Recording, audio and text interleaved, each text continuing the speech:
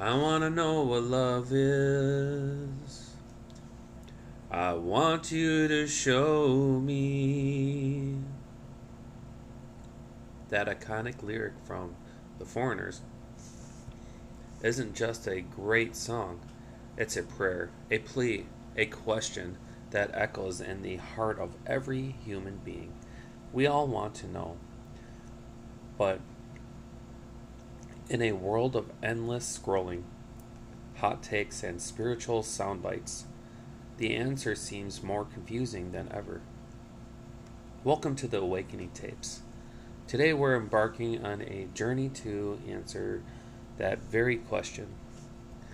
Introduction: the search for love, true love, in a world of quick answers.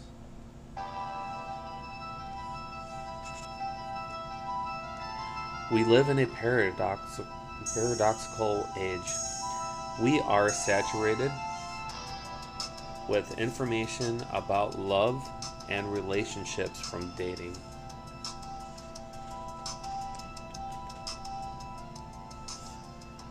App algorithms promising a perfect match to an endless stream of advice from self-proclaimed gurus, yet many of us feel more lost and disconnected than ever before.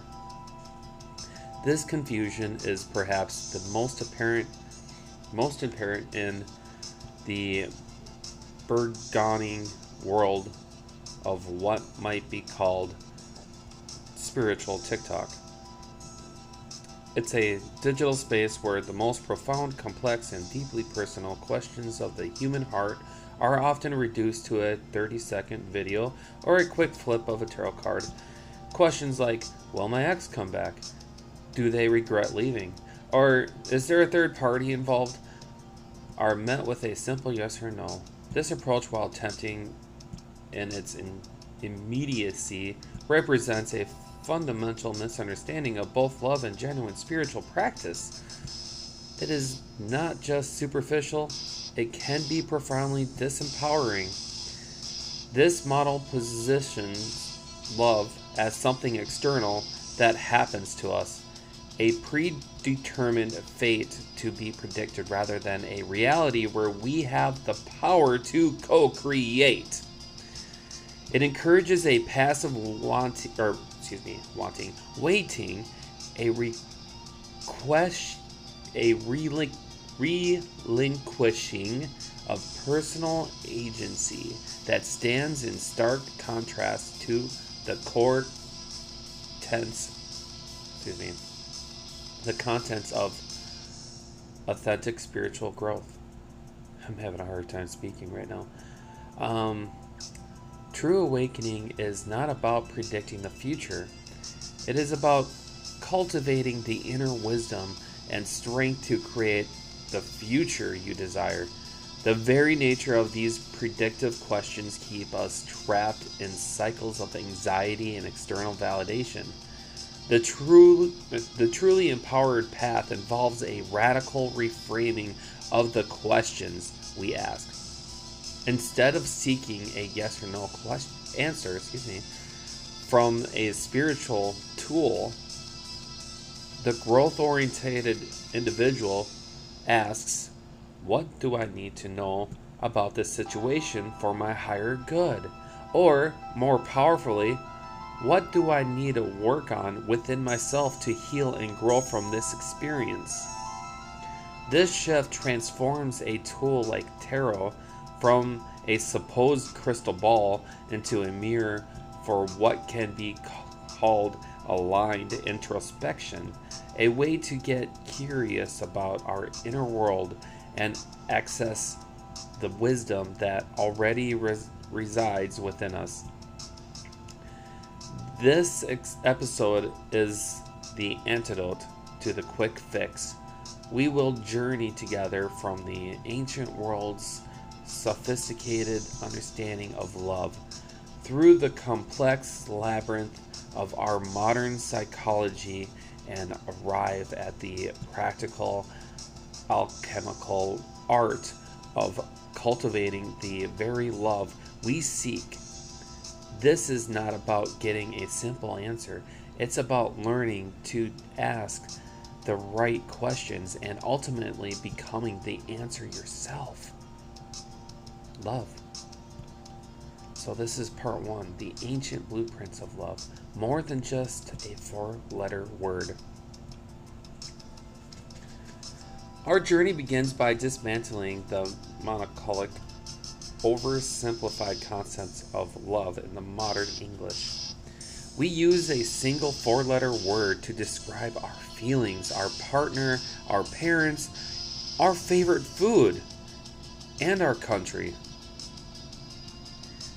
The ancient Greeks, would have found this linguistic poverty shocking.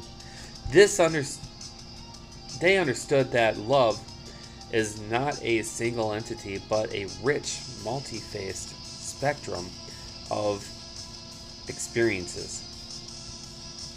They developed a sophisticated vocabulary to map this inner territory, and by relearning their language, we can gain a profound new clarity on our relationship. The 4 pillars of love and their modern relevance. While scholars identify numerous Greek terms for love, we will begin with the 4 foundational pillars, exploring their classical meanings and their urgent relevance in our modern lives. Eros, passionate love. When we think of romantic love, we are typically thinking of what the Greeks called eros. I could be pronouncing these wrong. I am sorry. If I am, please email me at theawakeningtapespodcast@gmail.com. Or you can hit me up on my TikTok. You are my family now. Luke the Awakener kind of thing. But anyways, Eros, named after their god of fertility and desire. Eros is not merely the root of our word erotic. It represents the entire state of being in love, the intense passion, the all-consuming desire, the nervous butterflies, and the exhilarating feeling of fated connection that is so often depicted in our films and stories. Increasingly, the ancient Greeks did not view Eros with the same uncritical adoration that we do today. They saw it as a dangerous, fiery, and irrational force, a form of divine madness that could take a hold of a person and cause them to lose control. This perspective is a fascinating counterpoint to our modern aspirations to fall madly in love with a state of we actively seek. The ancients recognized that this passionate love is untempered.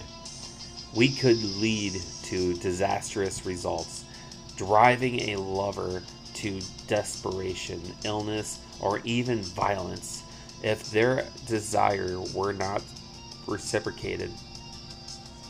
The Christian writer C.S. Lewis, in his seminal work, The Four Loves, provided a crucial distinction that helps clarify the nature of Eros.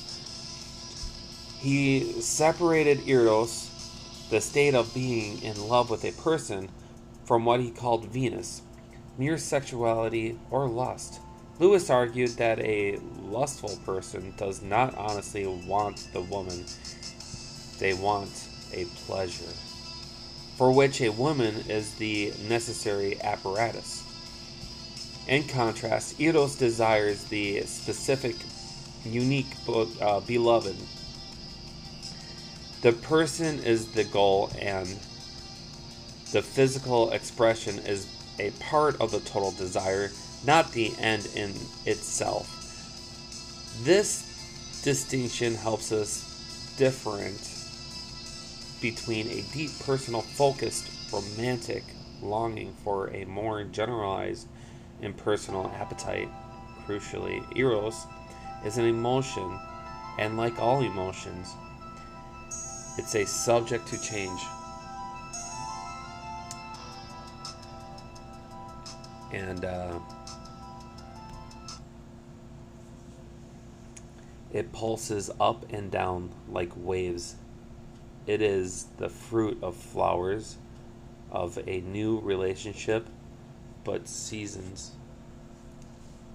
inevitably,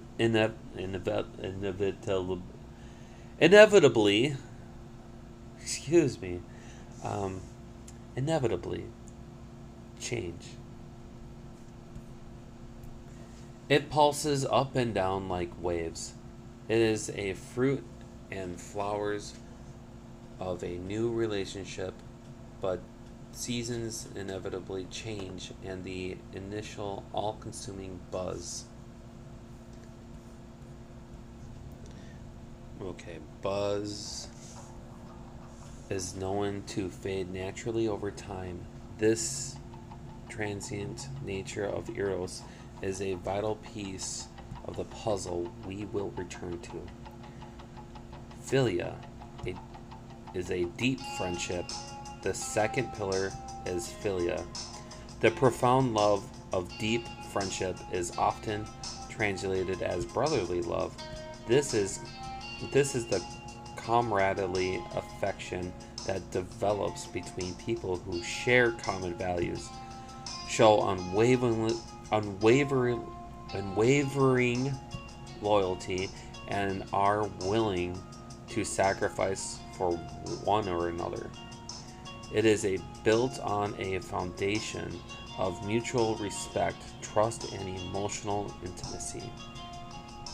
For many ancient thinkers, including the philosopher Aristotle, philia was considered a far higher and more valuable form of love, as it volatile passion of eros. C.S. Lewis echoed this statement, calling friendship the crown of life and the school of virtue.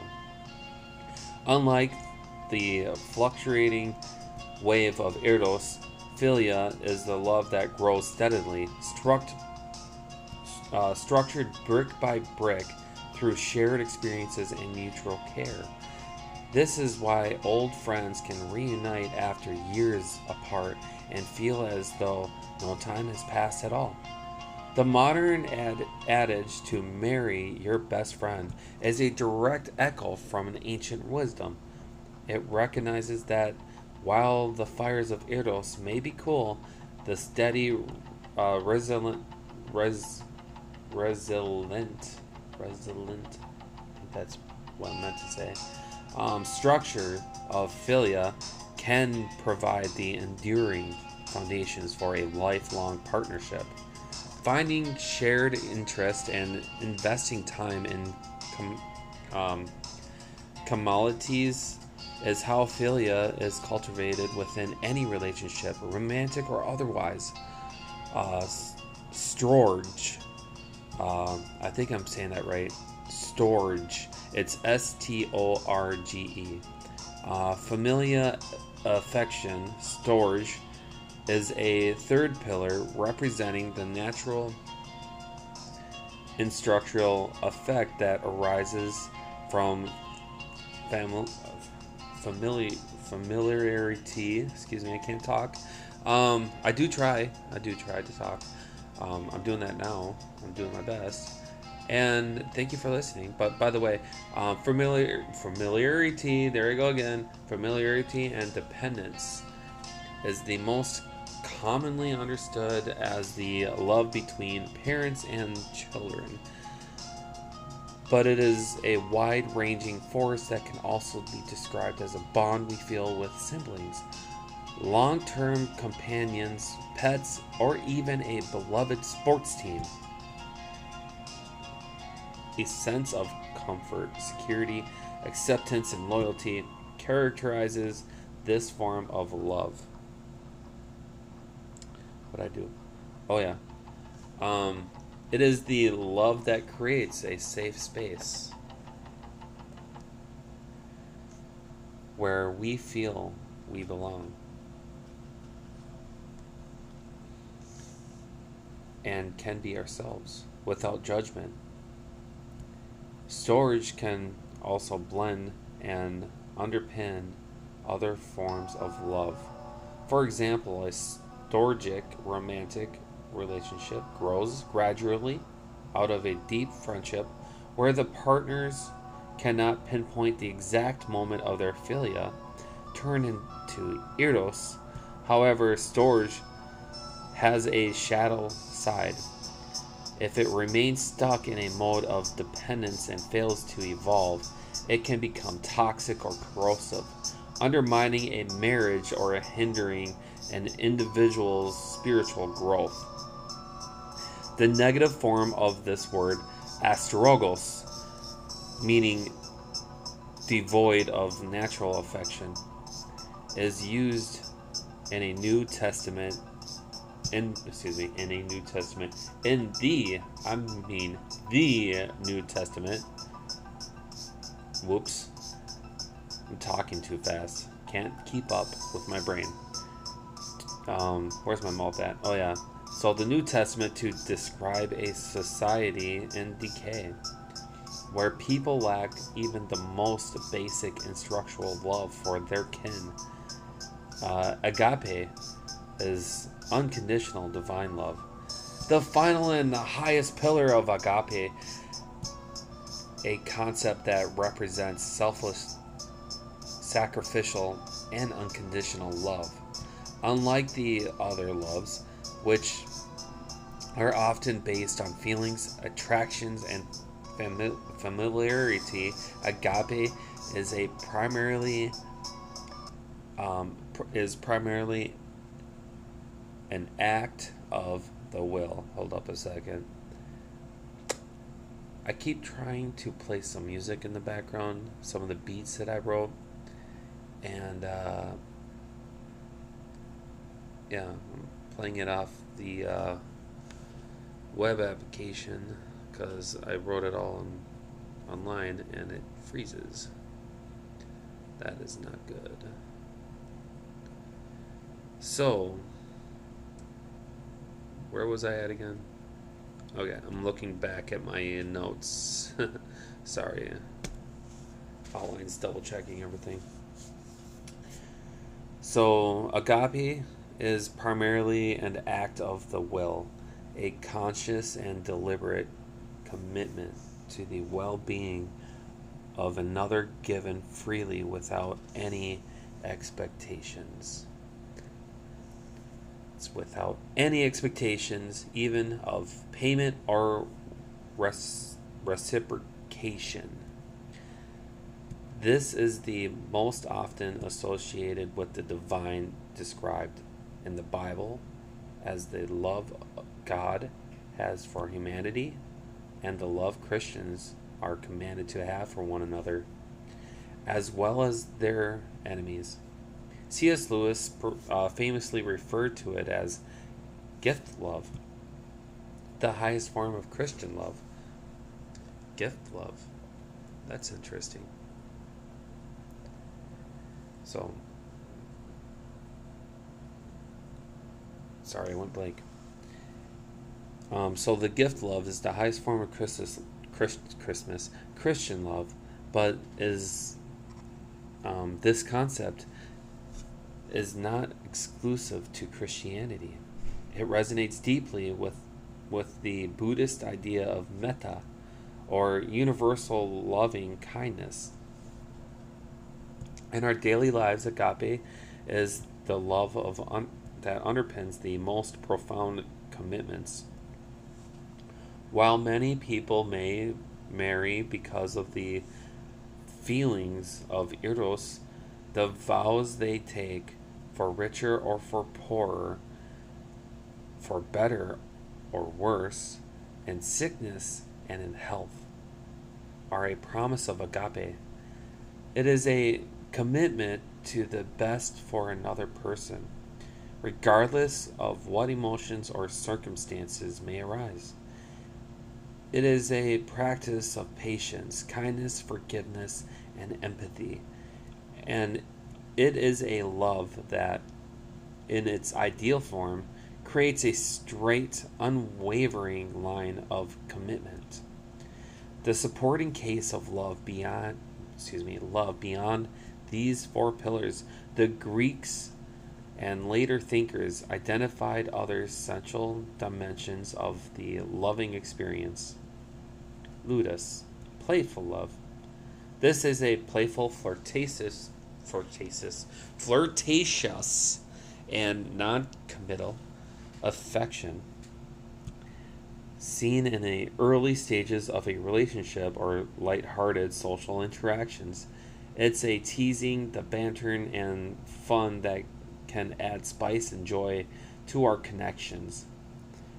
And then there's pragma, enduring love, a term popularized by modern times. Pragma describes the mature, realistic, and long-standing love found in a long-term partnership.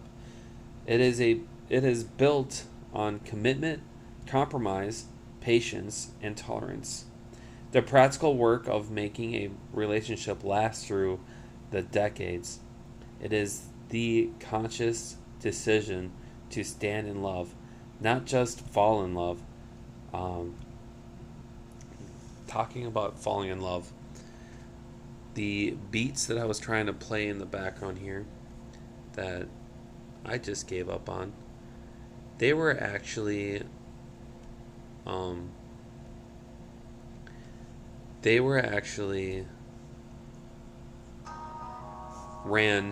it just started up again. They were actually created in the love frequency, from what I understand, is 528 hertz. So I thought that could be fun to play in the background for this episode. Right now I'm actually sitting in another state. I'm working in for work. I am on a work trip for a whole week, and I forgot to upload the new episode for Thursday. For every episode, I want to update a new episode on Thursday. I'm just tired. It's been a long day at work, and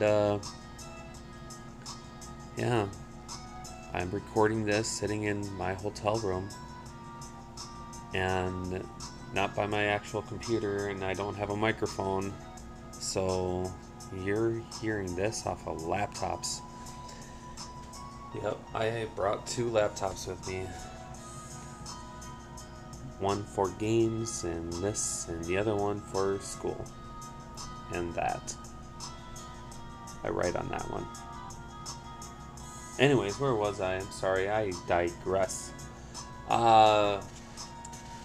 Let's see, we're gonna discuss self-love after I take a sip of this Gatorade. I am not promoting Gatorade, but hey, electrolytes. It's good for you sometimes. Especially when it's hot like today. But self-love. What is it? Oh, this is going to be a hard one for me to say again. Philastia. Give me 1 second. Okay, so double checked, and it's Philotia. Or Philotia. Or in British, Philotia. So Philatia or Philatia is self-love. Now let's go back to the music. Got that working at last. So Philatia is perhaps the most fundamental love of all. Philatia or Philatia or Philatia is what I was thinking it was supposed to be. But hey, it's Greek. I should have paid more attention in school. Philatia is the love of oneself. You know what people say, narcissists. I might go on to that a little deeper, but let's stick with my cue cards here. So philatia is the love of oneself. The Greeks astutely recognized that this could manifest in two distinct ways. You guys know what I mean. The first is an unhealthy narcissistic. See, I told you I might get to that. Cue cards. So the narcissistic form associated with vanity and self-obsession. The second is a healthy, essential form of self-love and self-esteem that enhances our wider capacity to love others. You know what I say, you can't pour from an empty cup. So, as the philosopher Aristotle wisely put it, all friendly feelings for others are an often extension of a man's feelings for himself. Without a healthy dose of philatia, the other loves are built on a shaky foundation. The dangers of Eros obsessed culture. This ancient, nuanced vocabulary reveals a critical flaw in our modern approach to love. Our culture has become singularly obsessed with Eros. We equate the intense in-love feeling with the total health and validity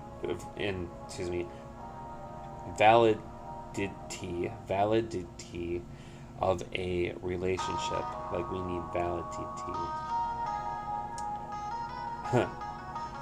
Wow, I need to slow down. Or I need to talk faster, I don't know. This creates an impossible and unrealistic burden. There's a reason why I write this stuff down and go off my notes. Where we expect a single romantic partner to be passionate lovers. Eros, our best friend Philia, our secure family,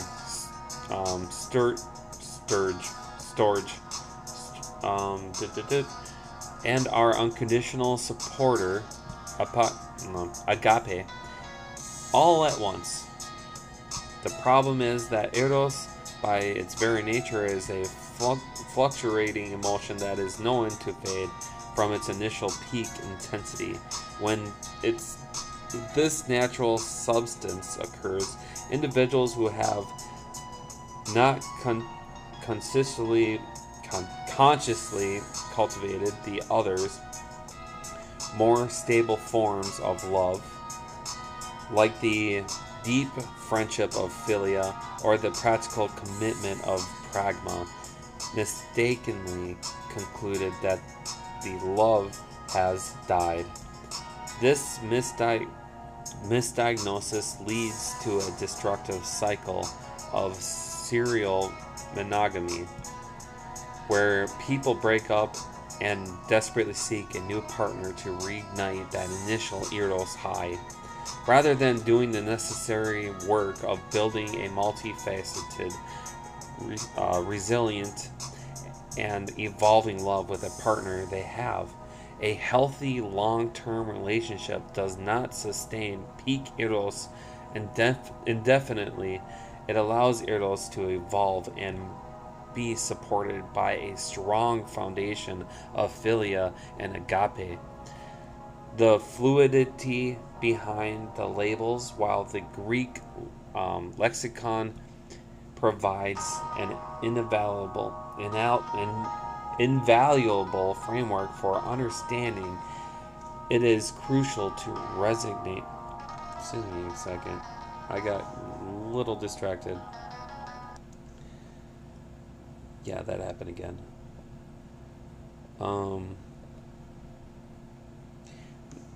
Okay.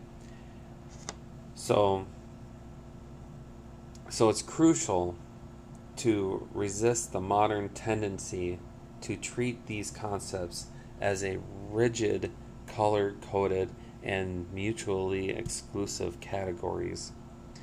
A closer examination of classical texts reveals a much more nuanced and complex reality, as the scholar points out. The strict separation of these loves is essentially a um, modern invention. The Greeks themselves let the words and their meanings blend into one another. A striking example comes from Plato's Phaedrus, where he writes, "As wolves love agapos, a lamb, so lovers love filial, a lad."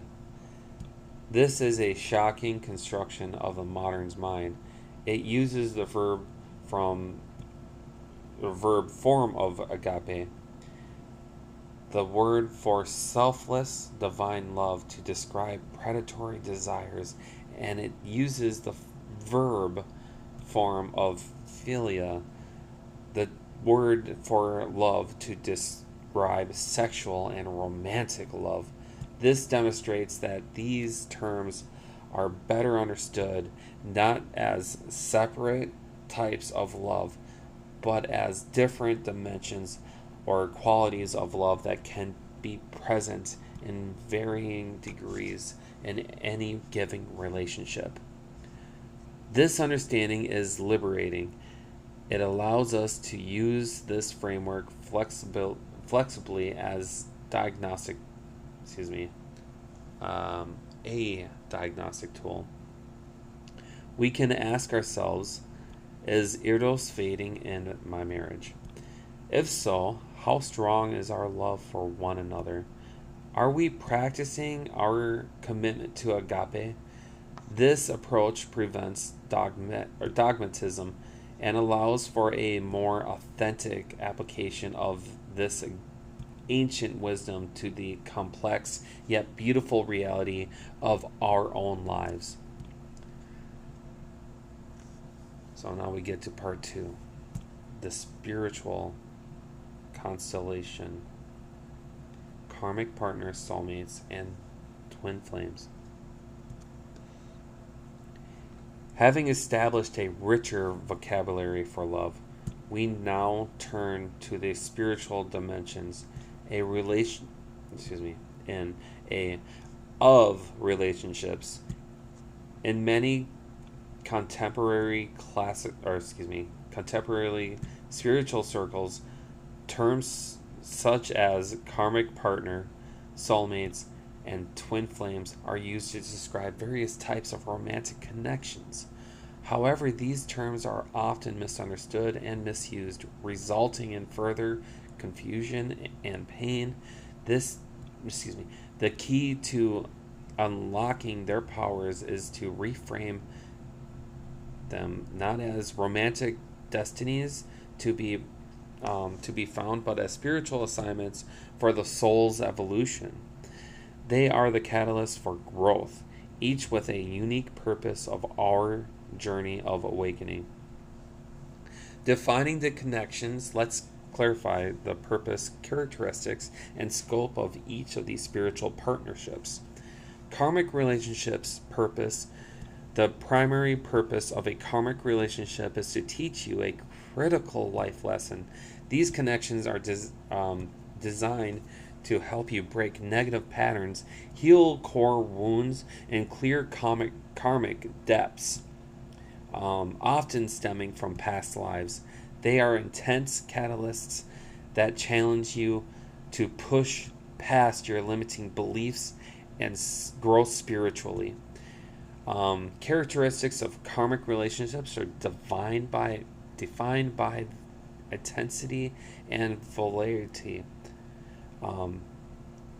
There is often a powerful magnetic attraction at the start, but the connection is ultimately unhealthy, fraught with conflict, negativity, and repetitive patterns of pain. They are often described as an emotional roller coaster or exhilarating highs and devastating lows. What am I trying to... A key function of a karmic partner is to bring out your worst self, your deepest triggers and unhealed wounds, so that you are forced to see them, confront them, and finally heal from them. Duration, these relationships, excuse me, why did I say durations? It's durations. These relationships are intended to be temporary. They are a lesson, not a life sentence.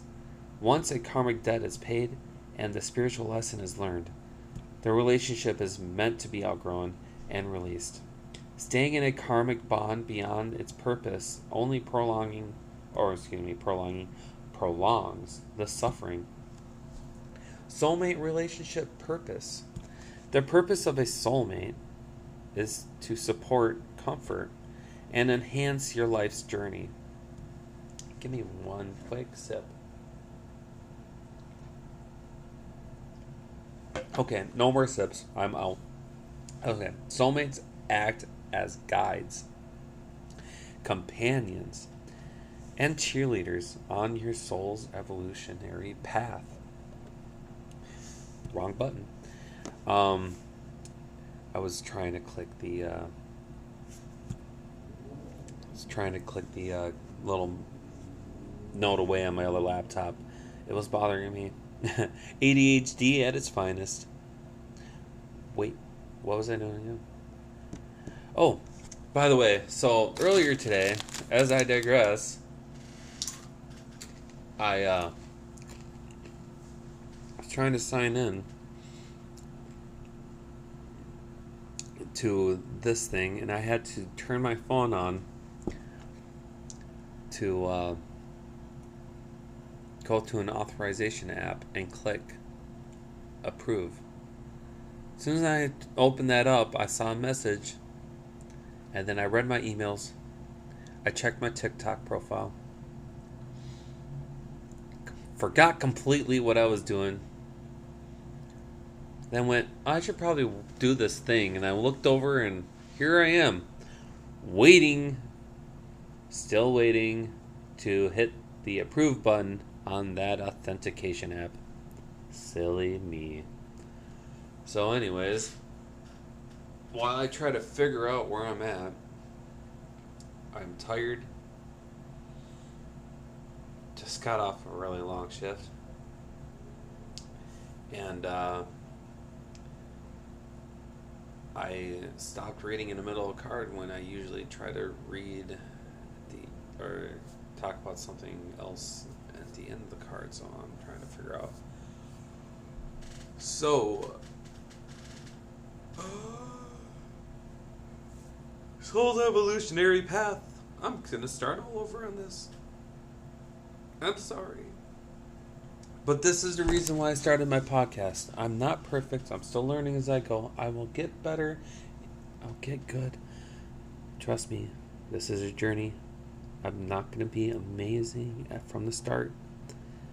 But I believe that spirituality, you should see the struggles, and then you should see at the end, you should see the success. And that's what I want. I want people to see from the early episodes of the Awakening tape.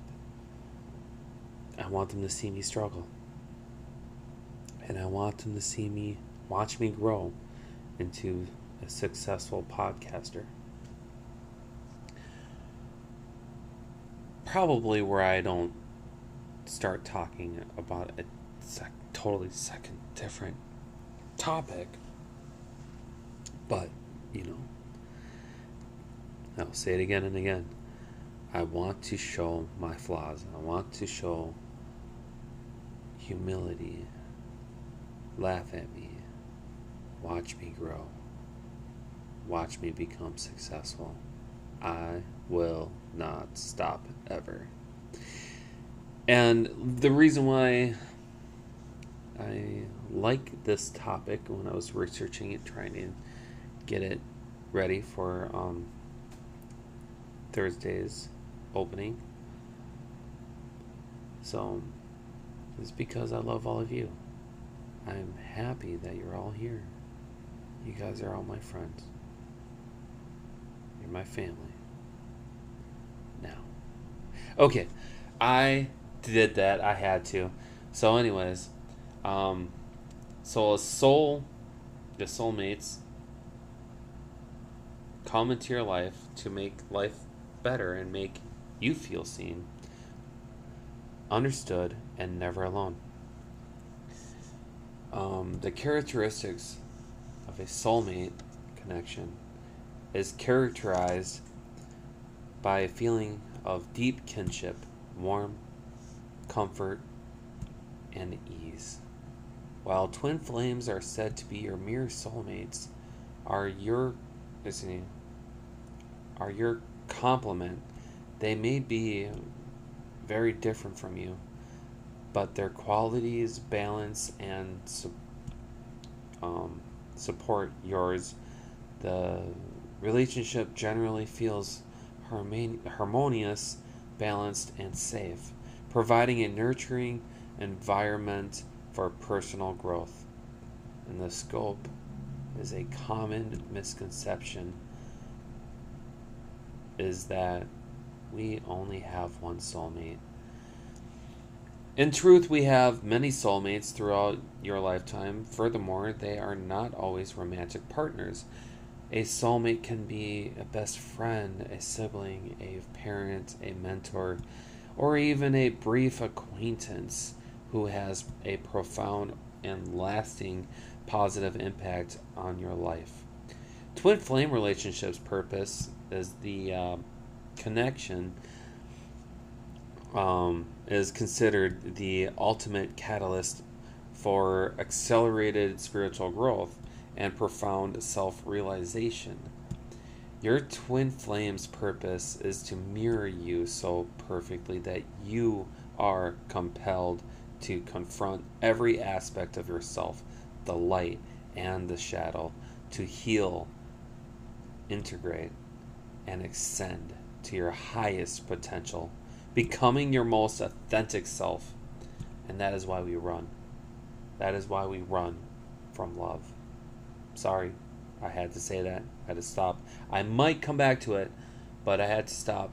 Might come back to this, but we run from real life, actual, breathtaking, what's healthy for us, what's seen, what's real, what's there, love. And I'm going to come back to this probably because we run from it because of trauma. Think about that. What we go through because of trauma, it creates that doubt, that negative belief in us. We're raised in it, and we punish ourselves, and then we don't think we're worthy enough. We don't think we're good enough. We don't think we... So when we get in that relationships, and I'm probably going to jump on this later, but when we get into relationships and they're not good for us, they're that karmic, and we got to keep it because we believe in our very core beliefs in our heads, that negative lie, that feeling that we believe that this is what we deserve, and this is why we stay, and this is why we're hurt when they leave and come back and leave. That emotional roller coaster. It's because our cups are emptied. We need to change the way we think, the way we think and believe who we are. We need to change our paradigm, the whole routine up. We need to change that up and love ourselves for once. Now, we've already done that when we were younger, but we took the words, the construction criticism, that negative feedback, and we agreed with our environment that we put ourselves in, that we're not worthy. When the truth is, we really are. We're all worthy of love. Okay, so back to my cue cards. Authentic self. I always talk about authenticity. I talk about humility.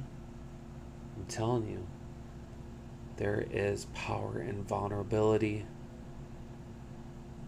I really hope some of you are awakening to this, because you're going to find your love. You're going to find that love, joy, happiness within you. And you got to find that within you before you find that in the external world. Because how will you love them back if you don't love yourself? I've already said that earlier. So the characteristics of the twin flame is described as the most intense spiritual connection possible, often conceptualized as one soul inhabiting two bodies.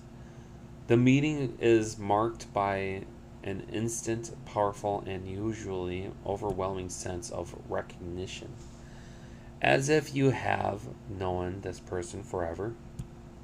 Because they are your perfect mirror, twin flames share the same core wounds, insecurities, and, I'm touching on it now, energetic blueprint. The mirroring is what makes the dynamic so potent and often so painful. It frequently leads to a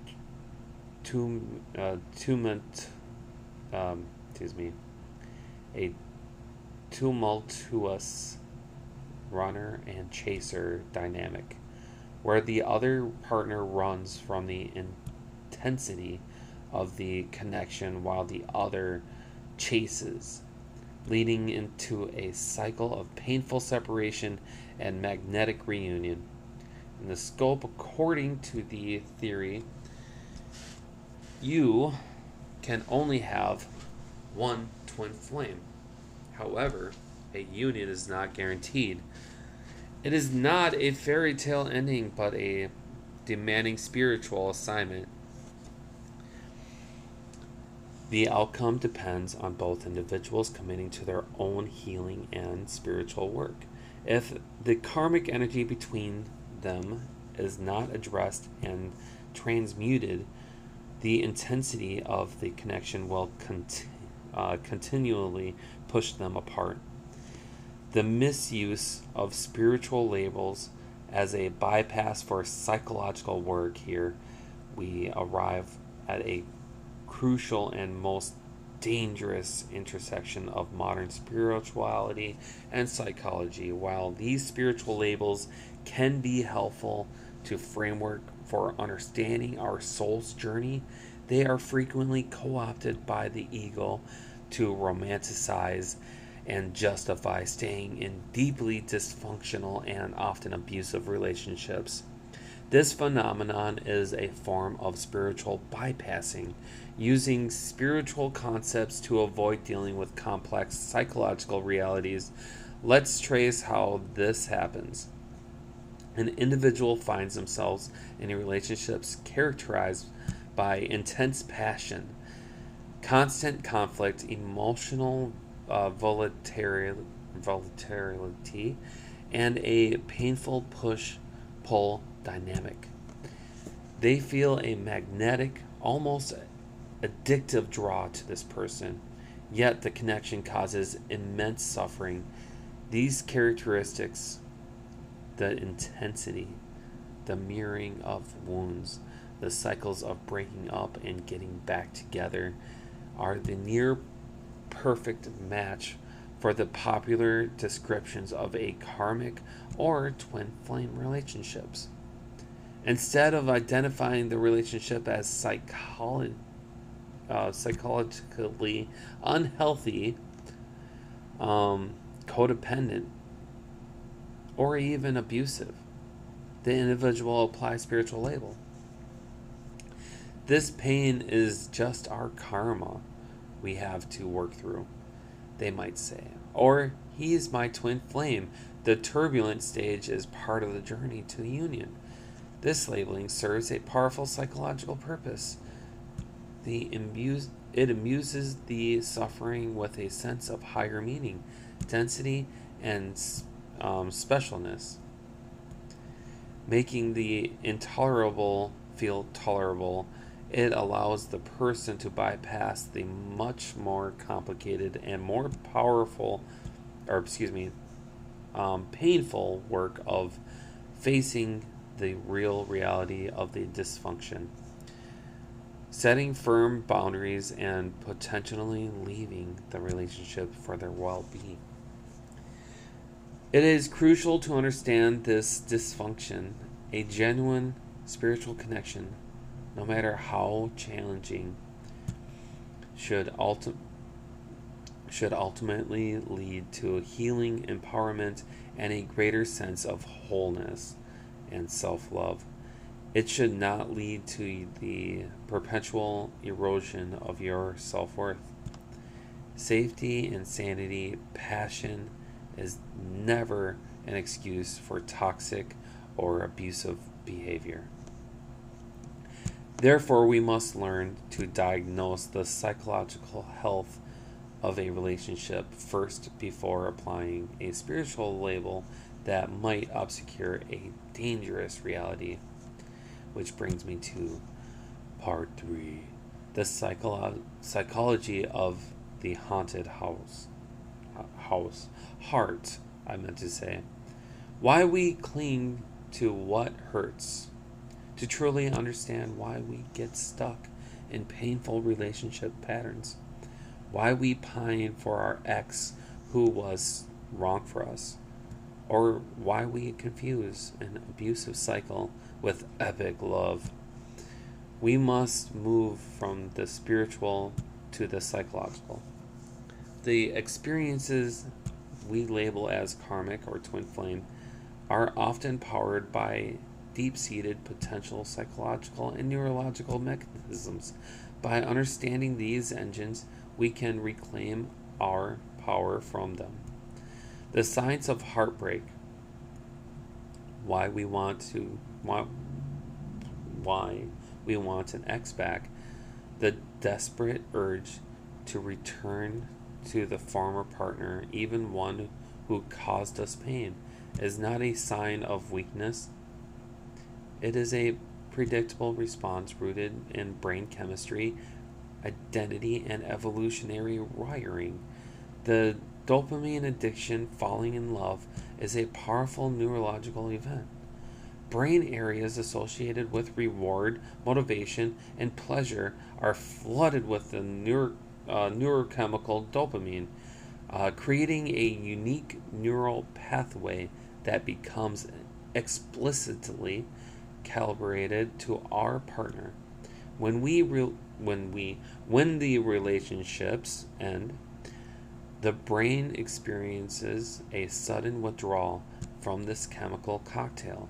This process is neurologically similar to the substance addiction withdrawal.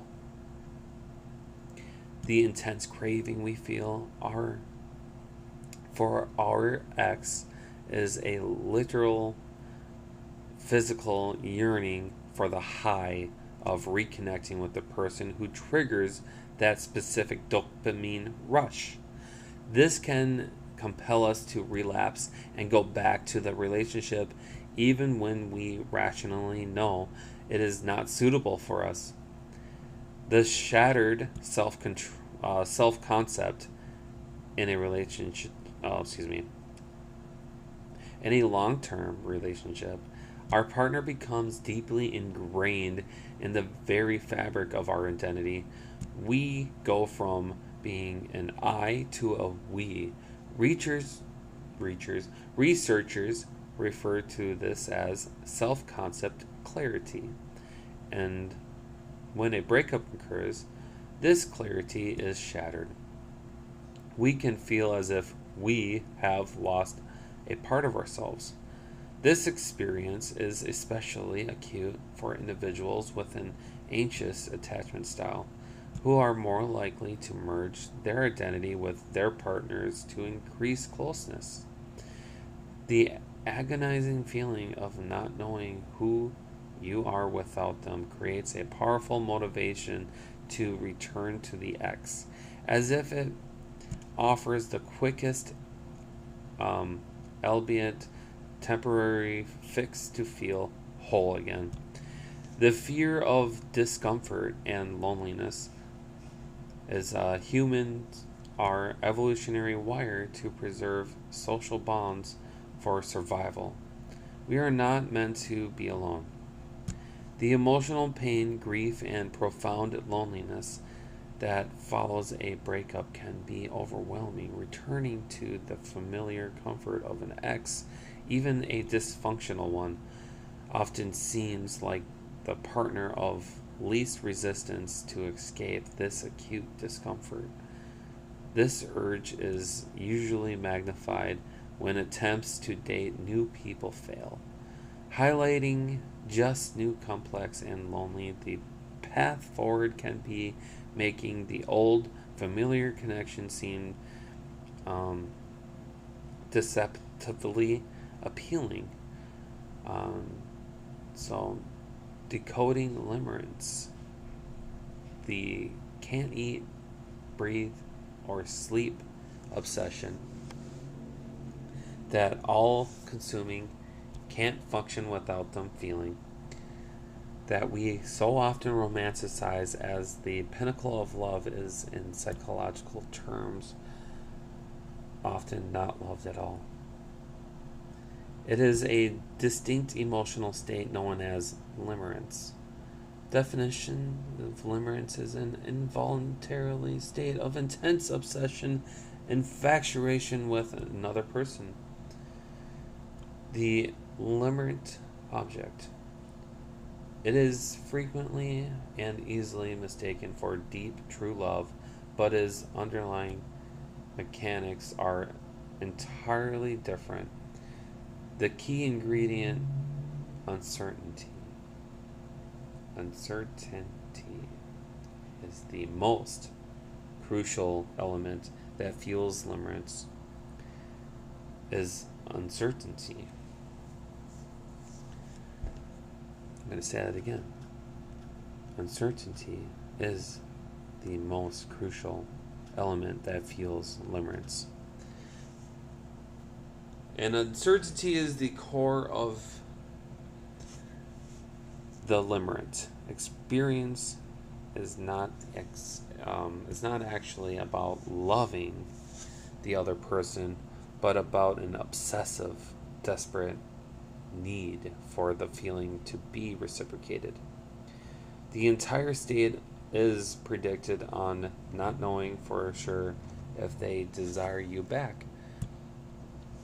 It is an interpretation of events rather than the event themselves, wrote psychologist Dorothy Tennov, who coined the term. You admire, you are physically attracted, you see or think you see the hint of possible reciprocity, and the process is not in motion. Set in motion. The process is set in motion. So, the symptoms of limerence is characterized by persistent, intrusive, and obsessive thought about a person, an intense idealization of them, where you magnify their positive traits and overlook the red flags and flaws, and a profound emotional dependency where your self-worth and mood are entirely contingent on their attention and validation.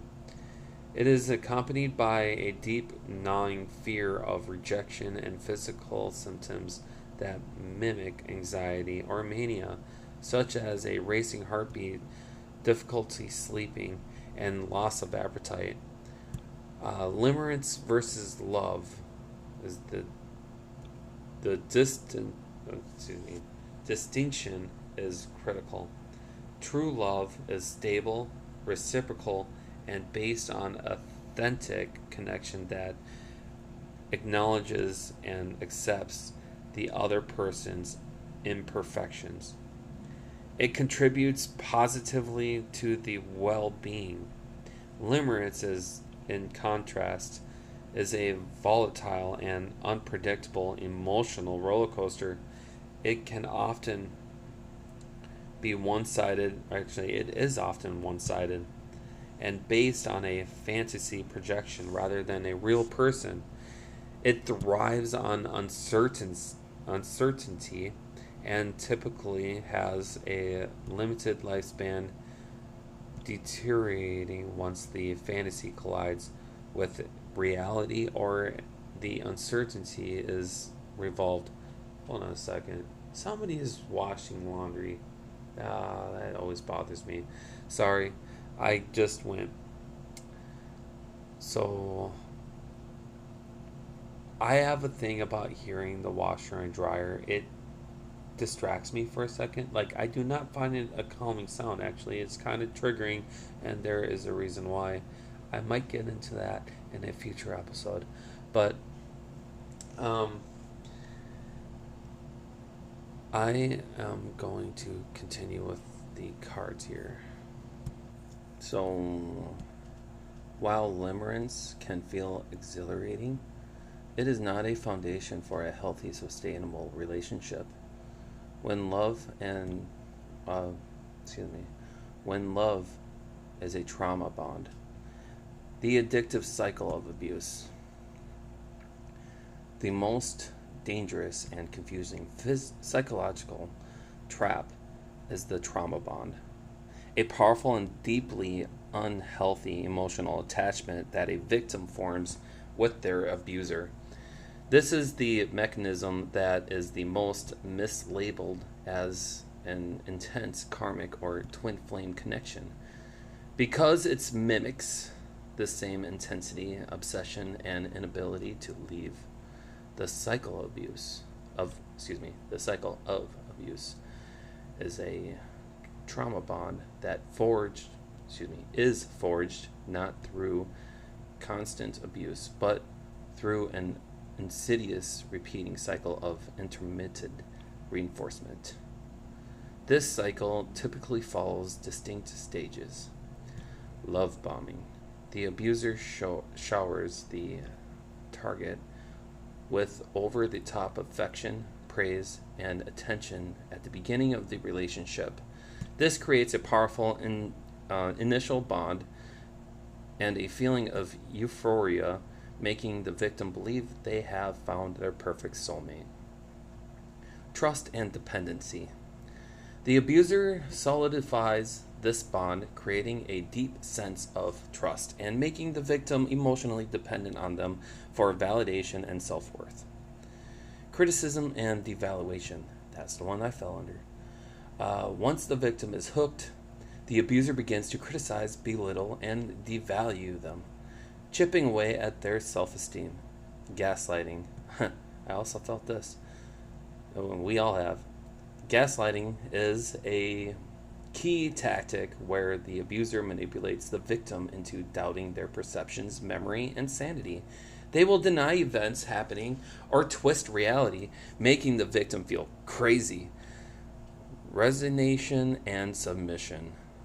The victim, now confused and worn down, gives in to the abuser and their reality to avoid conflict. I've been there. It is not a good place to get out of. Be careful. Loss and self.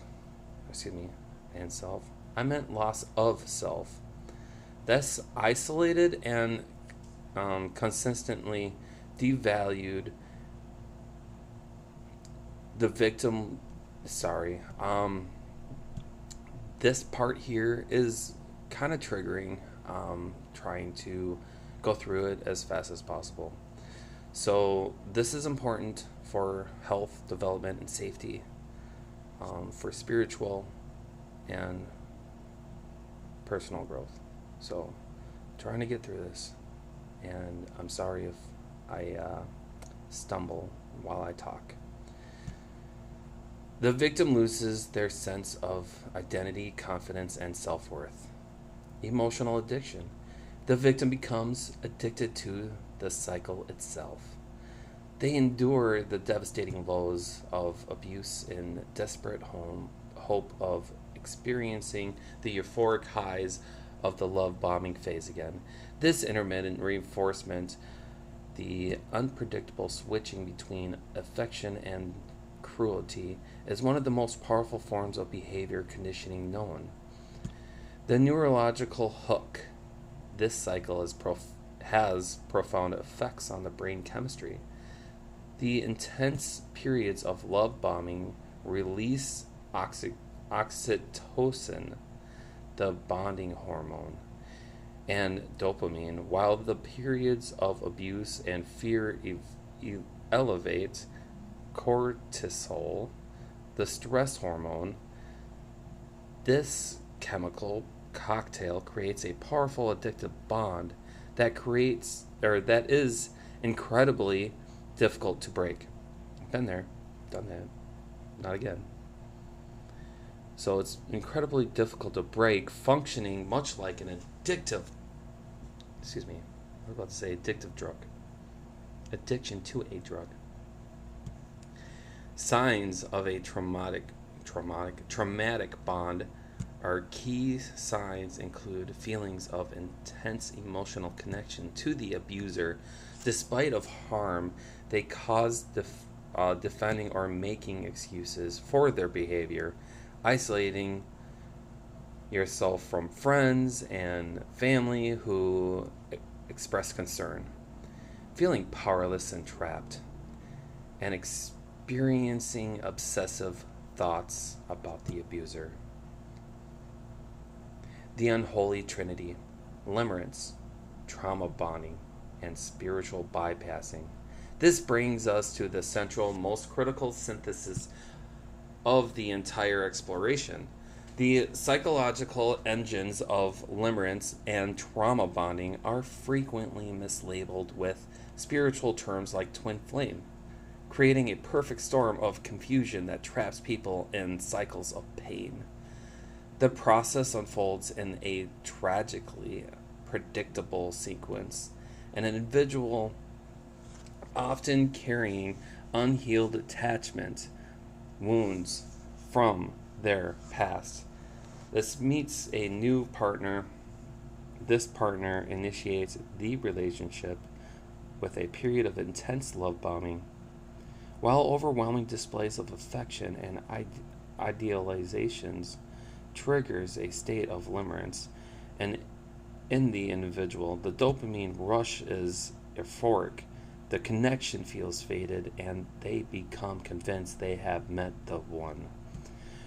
Once the individual is hooked, the partner shifts into a devaluation and control phase of the abuse cycle, inducing criticism, manipulation, and gaslighting.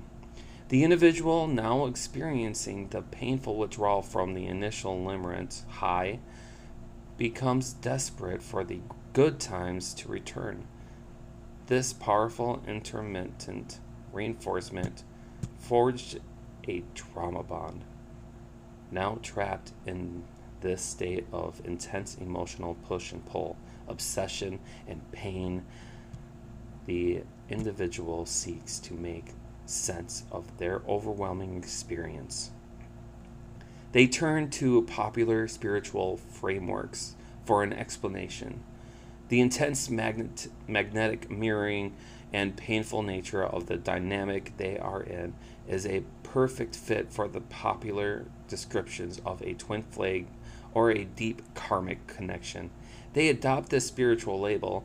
This is an act of spiritual bypassing. The label provides a higher purpose for the abuse rationalizing the pain and justifying their decision to stay in the harmful dynamic. This cycle is thus perpetuated, discussed as a noble spiritual journey. The mission of any true spiritual path is to untangle this unholy trinity, to teach individuals how to identify the psychological mechanisms of limerick and trauma bonding at play before applying the spiritual beliefs, therefore empowering them to see the truth and break free. Part, what was I? 4. Navigating the relational landscape.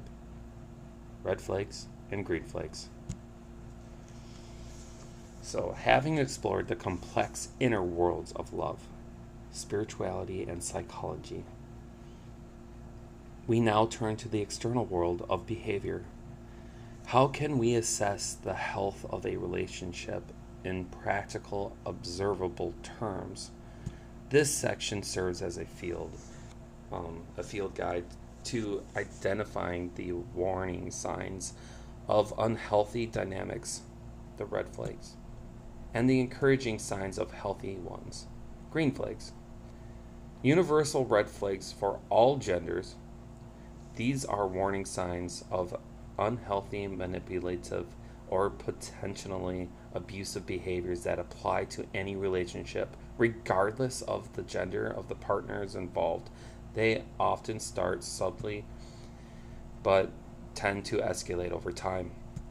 In love bombing, this is a critical early red flag. It involves over-the-top displays of attention and affection at the very beginning of the relationship.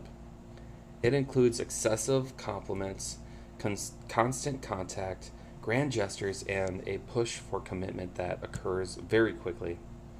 While it feels wonderful, its purpose is often to create dependency and set the stage for future manipulation and control. That is the main difference between a red flag and having ADHD, because us ADHDers, we love the love bomb. We love the love bomb. I love you so much. I love you. I love everybody that listens to this. Thank you for listening this far. I appreciate you. But then again, if you have ADHD, you know what I'm talking about. And I don't think it's just ADHDers. I would have to go back and look, because once I get into something, I tend to kind of overdo it. It's almost obsessive, but it's like I learn it so quick. So, I digress. Next one is controlling behavior. So, controlling behavior is a hallmark of an unhealthy dynamic. It can manifest as monitoring your whereabouts, constantly checking your phone or messages, dictating who you can see, what you can wear, or limiting your access to finances or transportation. This behavior is about power, not care, excessive jealousy, and lack of trust. While a flicker of jealousy can be usual, excessive jealousy is a major red flag. This includes constant accusations of cheating, irrational suspicion about your activities, and possessiveness over your time and attention. It is a sign of deep insecurity and a desire for control. Now, I did just write an essay about men and their jealousy for college, and my research and everything with jealousy. There is a healthy line of jealousy. There is a healthier form of jealousy, and jealousy, we kind of need it in order to protect the people that we love, because we are geared to defend, for survival. So a hint of jealousy, there's healthy jealousy, and then there's this is an unhealthy form of jealousy. I might revisit that essay and make a podcast out of it later. I'll write that down, maybe.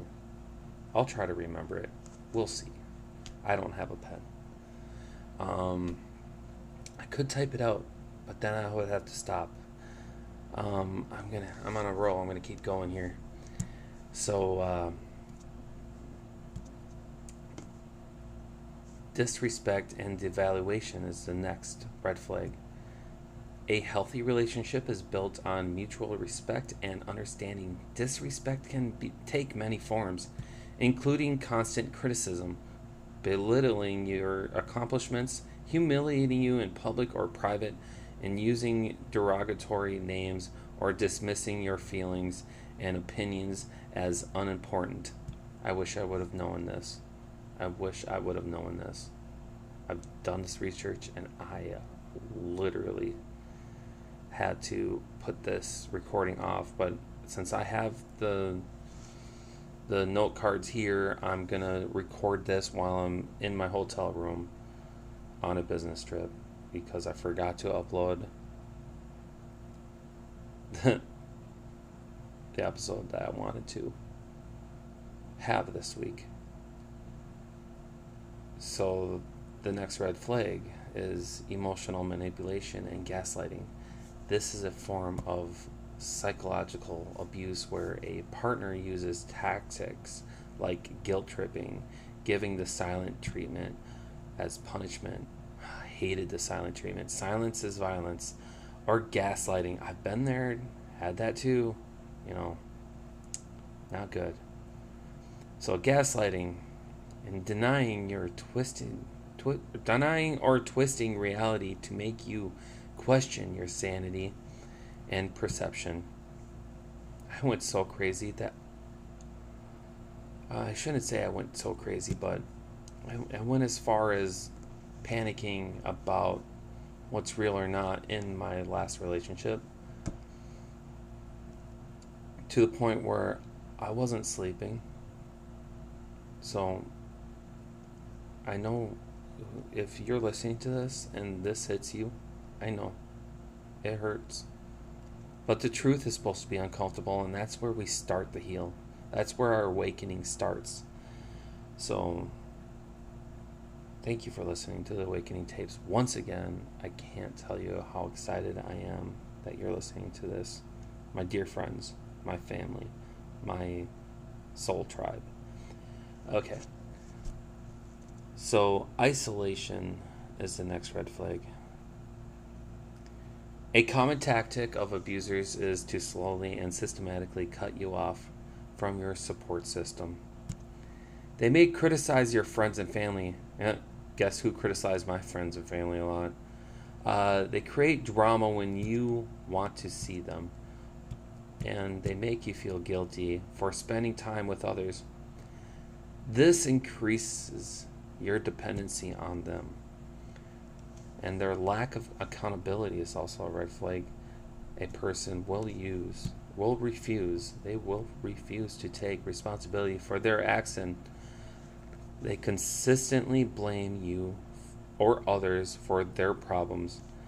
And as a people pleaser, this hurts. This freaking strikes when their unhappiness is your fault.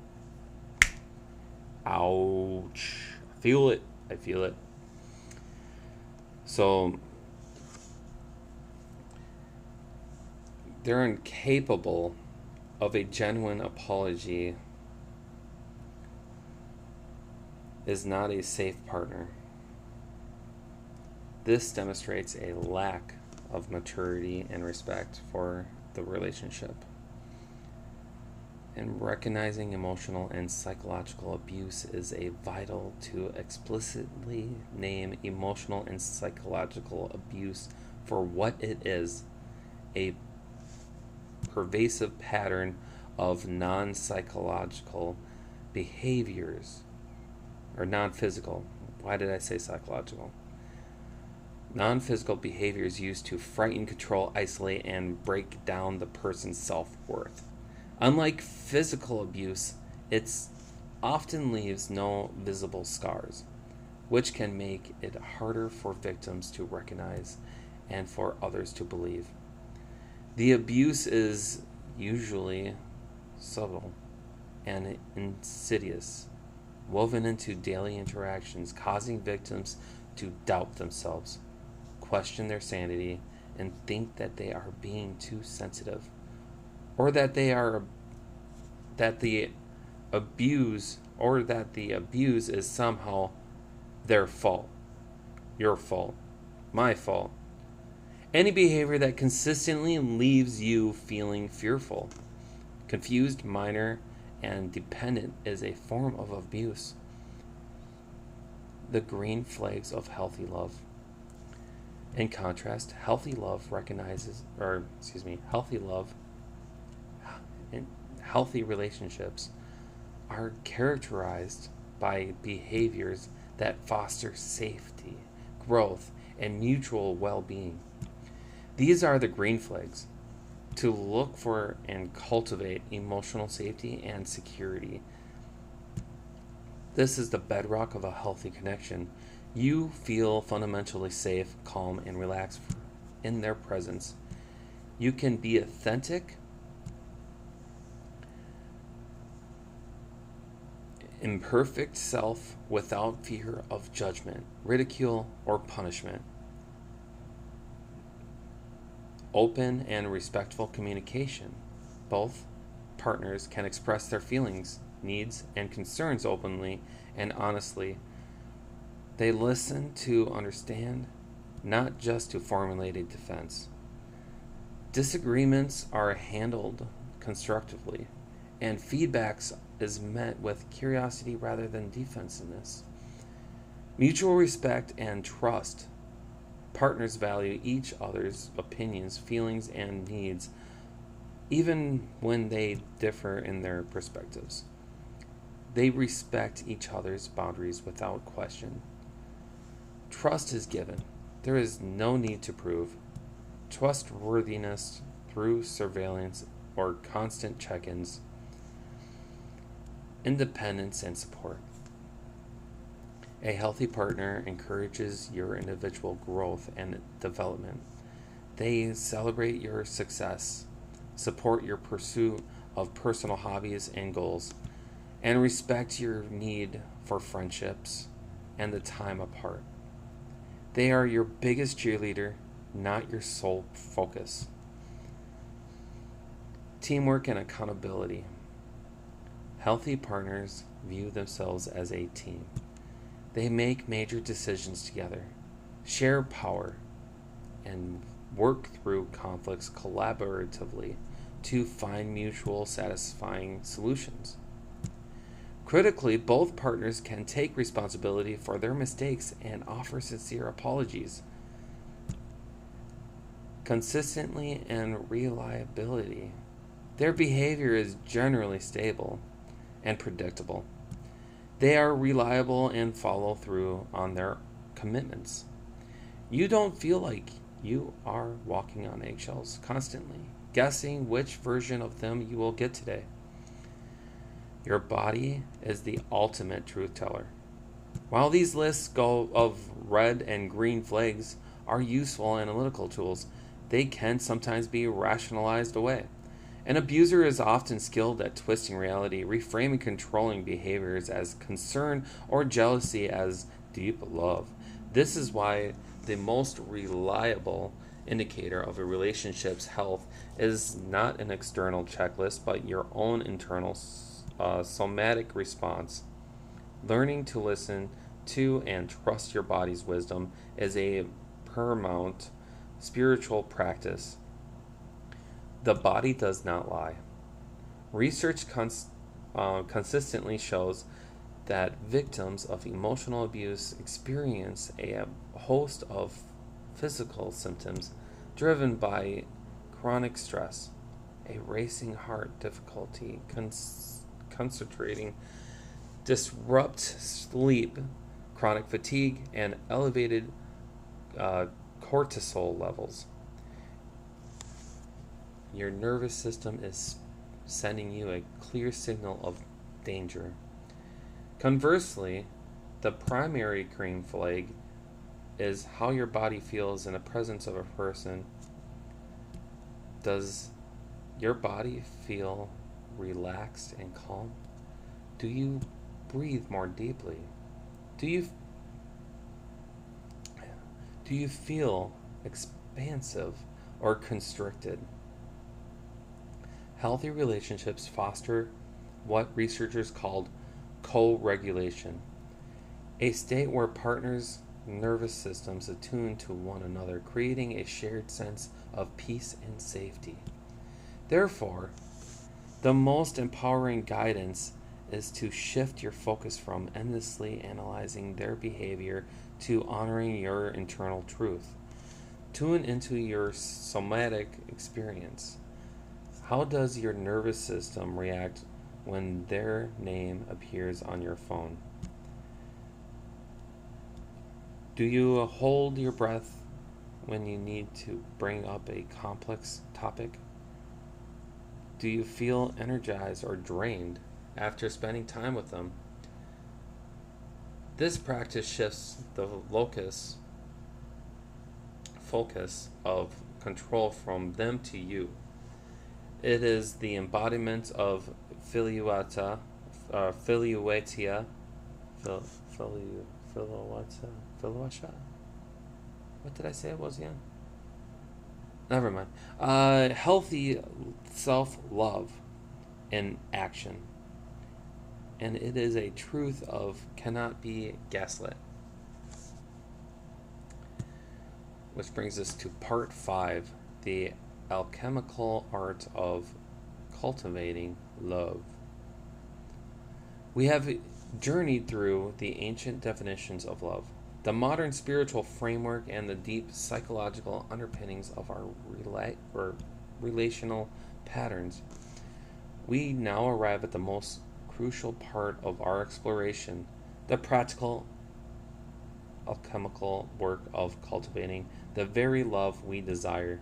The final section shifts our focus from being a passive seeker of love to becoming an active creator of it. The true source of attraction, becoming the love you seek. The fundamental premise of this work is that genuine, healthy, and enduring love is not something you find, but something you attract. And you attract it by becoming it. The spiritual law of attraction is at play. Like attracts like. If you operate from a frequency of self-doubt, unworthiness, and neediness, you will tend to attract partners and situations that reflect and validate this frequency. If, however, you do not, or you do the inner work to fill yourself with self-worth, respect, compassion, and wholeness, you will begin to magnetize a partner who resonates with that healthy, loving energy. The first and most crucial step in attracting your love, your soulmate, is becoming your soulmate. This is the ultimate practice of filiuata. It involves a commitment to your healing and growth, which includes forgiving your past, cultivating a deep sense of gratitude for your life as it is, and clarifying your true desires, and above all, falling deeply and unconditionally in love with yourself first. When you are completely standing alone, you are no longer seeking a partner to fill a void, but to share a fullness. This is the foundation from which all healthy love grows. Practices for spiritual self-love, filuatia, in action, or filuata. What did I say it was again? I had to look it up earlier. You guys heard it.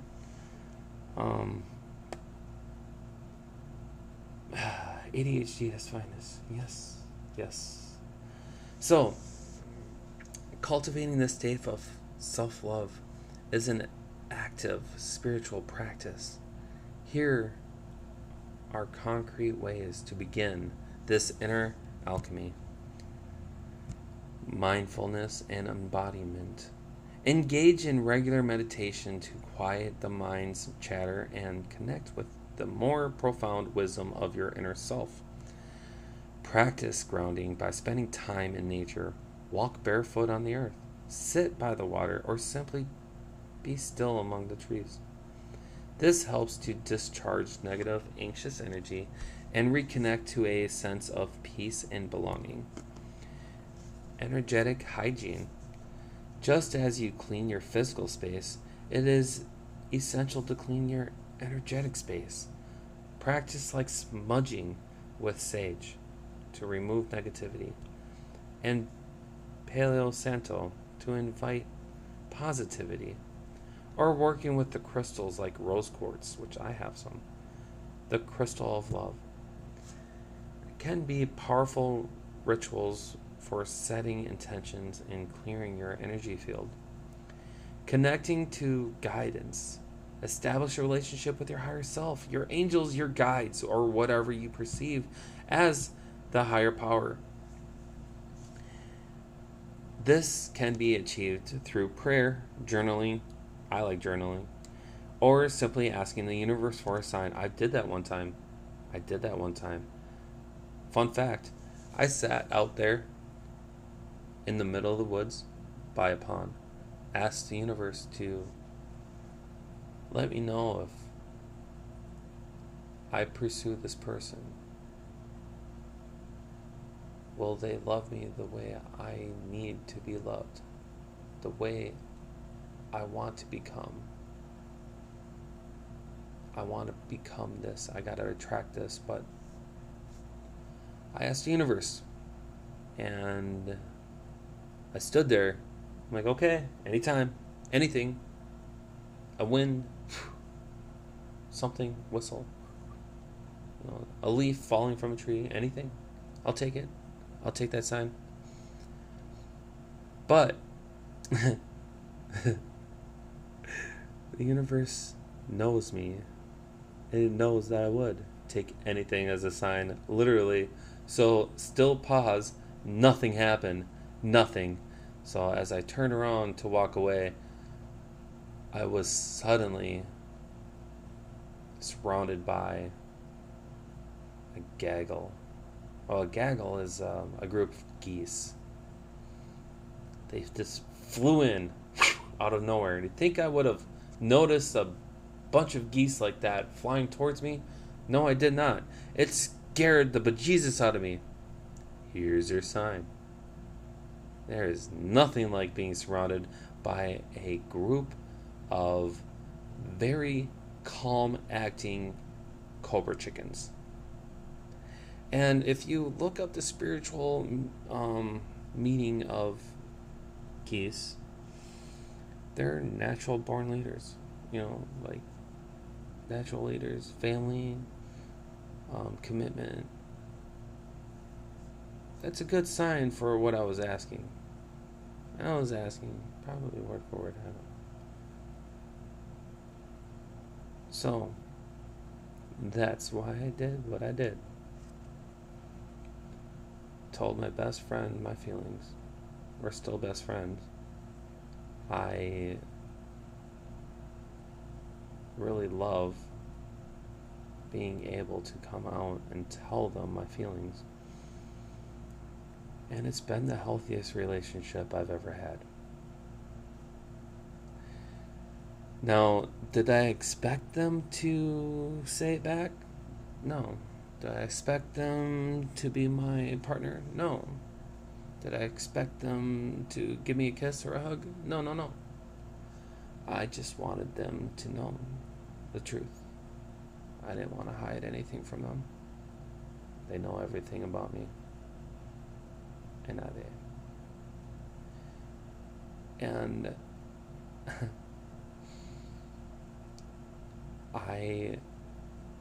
as I'm recording this whole episode here, this very long episode, I keep thinking about them. I want them to grow spiritually happy.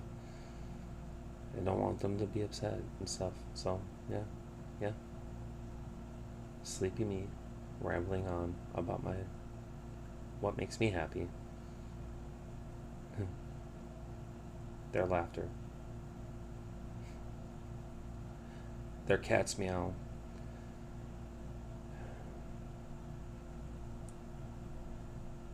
Mon petit Calabri. Anyways. So, bring it to the higher power. This can be achieved through prayer journaling, seeing the universe for signs. Okay. Next card. To build trust and feel supported on your path.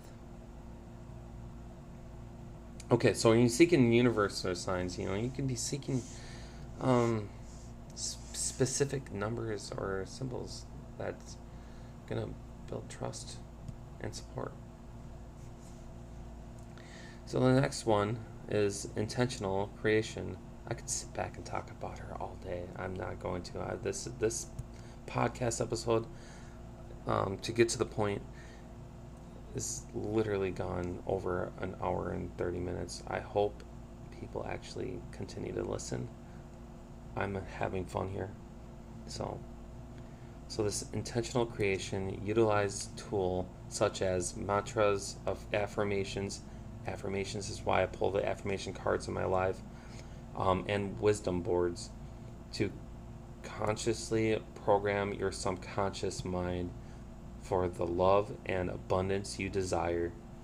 Repeating affirmations like, I am worthy of a deep and healthy love, or creating a visual representation, thank you for speeding, guy, of your... Seriously, I can still hear you down the street. Okay. Where was I? Oh yeah, ADHD moment. Maybe I'm not recording anymore and just need to open up this 2-liter.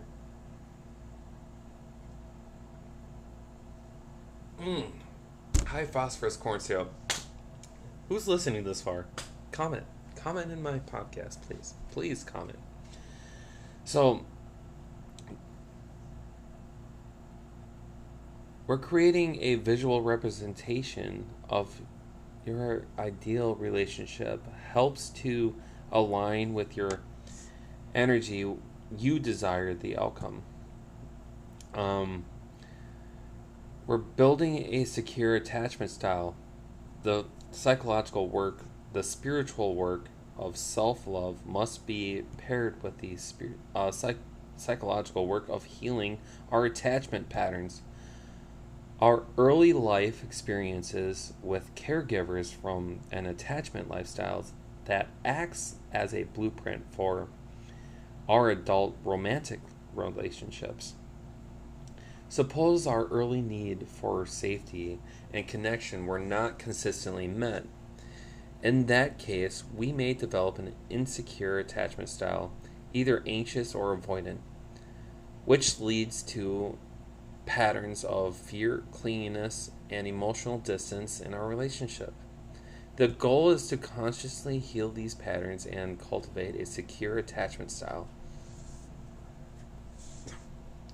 which is psychological bedrock of a healthy, thriving partnership.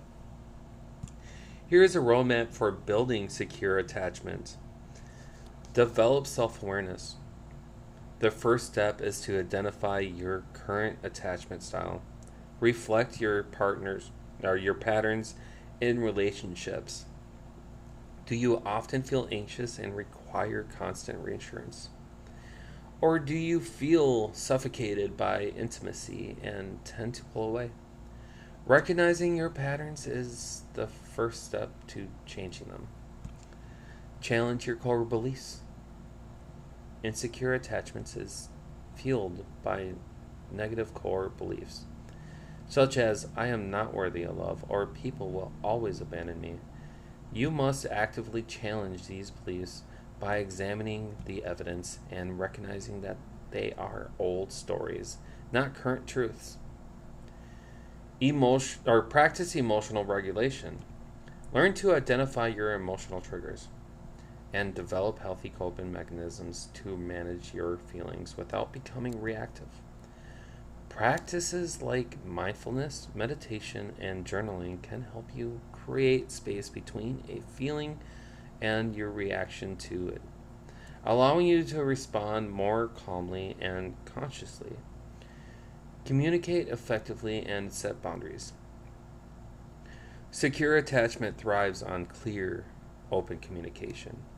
Practice expressing your needs, feelings, and fears directly and respectively. Equally important is learning to set and maintain healthy boundaries to protect your emotional well being. Seek out secure connections. Surround yourself with people who model healthy, secure relationships. Their stability and emotional maturity can provide a new blueprint for you to learn from. Choosing a partner who is already securely attached can also make your journey towards security much easier. Reframing the tarot question from prediction to empowerment, as this brings us full circle back to the tarot cards and disempowering questions that began our inquiry. The practical application of this entire episode's wisdom lies in learning how to reframe the questions we ask our spiritual tools. We must consciously move away from disempowering, predictive questions that give our agency away to those external source. These include, will my ex come back? Does she truly love me? Is he my twin flame? Or will this relationship work out? Instead, we must learn to ask empowering, introspective questions that turn the focus back to ourselves and our growth. These include, what do I need to work on within myself to heal from this situation? What is the primary lesson this relationship is here to teach me? How can I cultivate more Felicia or Felatia self-love and build my self-worth right now? What boundary do I need to set in this situation for my highest good? And what aspect of my inner world is being mirrored back to me in this connection? What do I need to know, or what do I need to let go of today? This simple but profound shifting and questioning transforms a tool like tarot from a crutch for passive waiting into a powerful catalyst for active self-discovery, healing, and creation. It is the ultimate act of reclaiming your power. In conclusion, you are the love you are seeking. You are the love you have been seeking.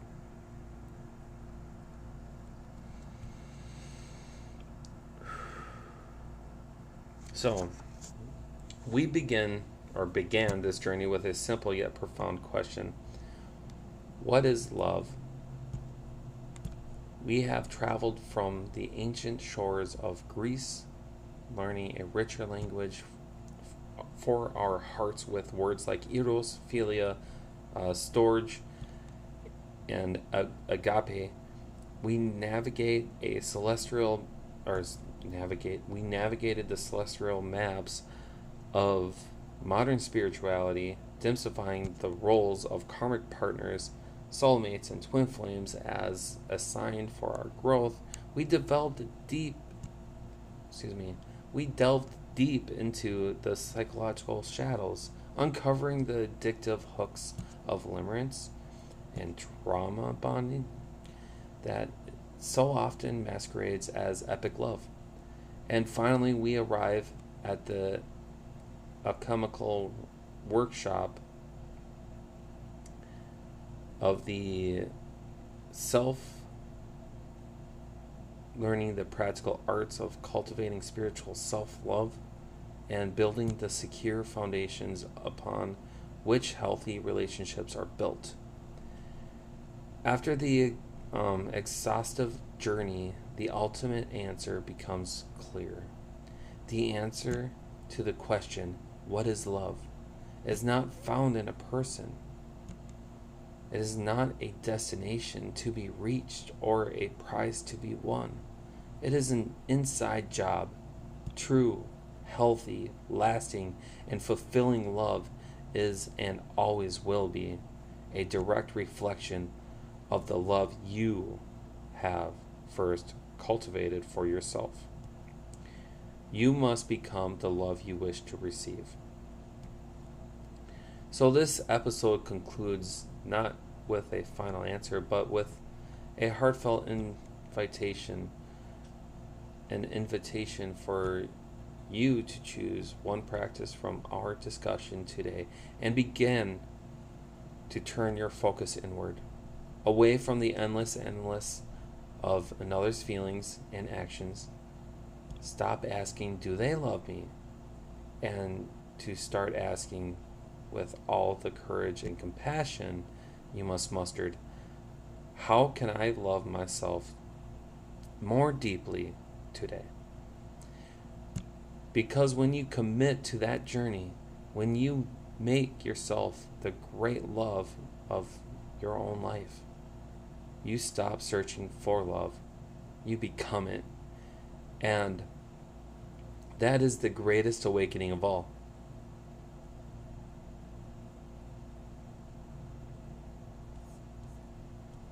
Let's ground it into practice. True awakening occurs when we bring these concepts to life and integrate them into our daily lives. This section here provides you with the tools to do just that. Reframing the tarot question from prediction to empowerment. This brings us, okay.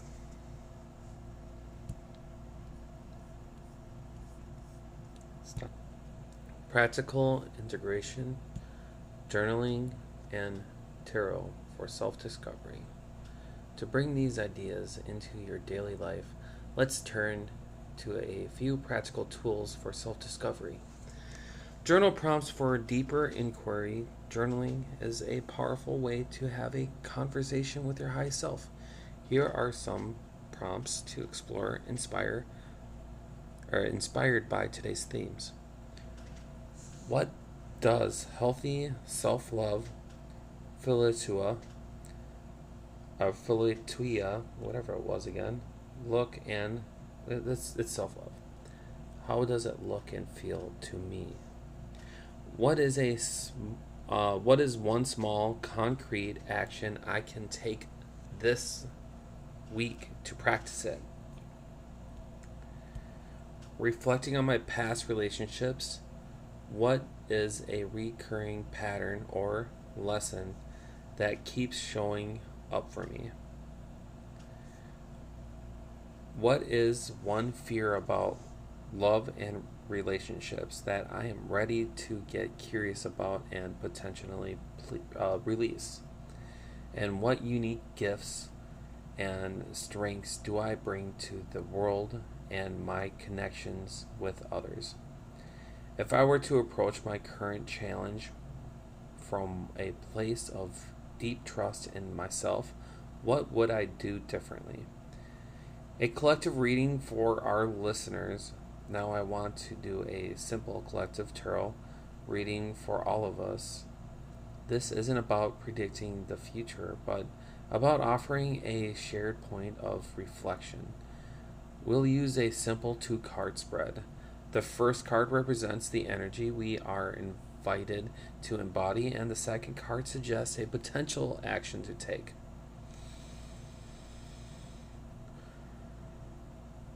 For energy, collective, we have the sun. This is a beautiful card of joy, vitality, and authentic self expression. The self doesn't try to be bright, it just is.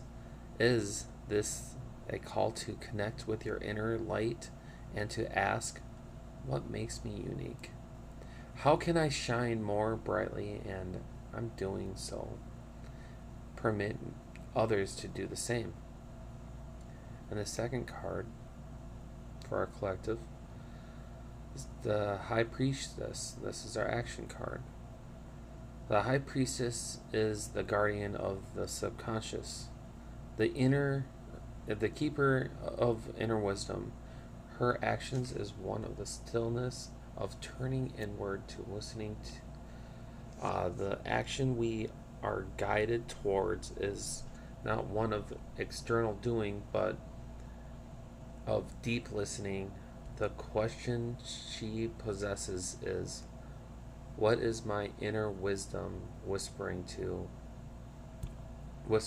me when I finally get still enough to hear it?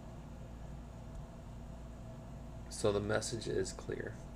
Embody your most joyful, authentic energy and take the action of listening deeply to the wisdom that comes from within. By the way, if you're having a hard time journaling, I'm going to suggest Stargazer by Yamhaus to listen to help get the juices flowing, because you just have to understand that we are exactly where we need to be. If we can believe where we need to be, if we want to bring love into us, we need to become love. We need to imagine that first. We need to dream that first. We need to be stargazers. So you'll see what I'm talking about when you go through that. Listen to that song.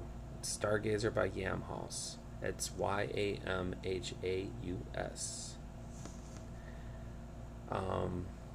As you go about your week and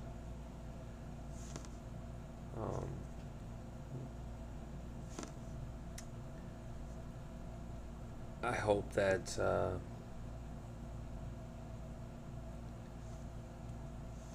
you have time to work on your journal prompts and you listen to the song and that collective resonated with you.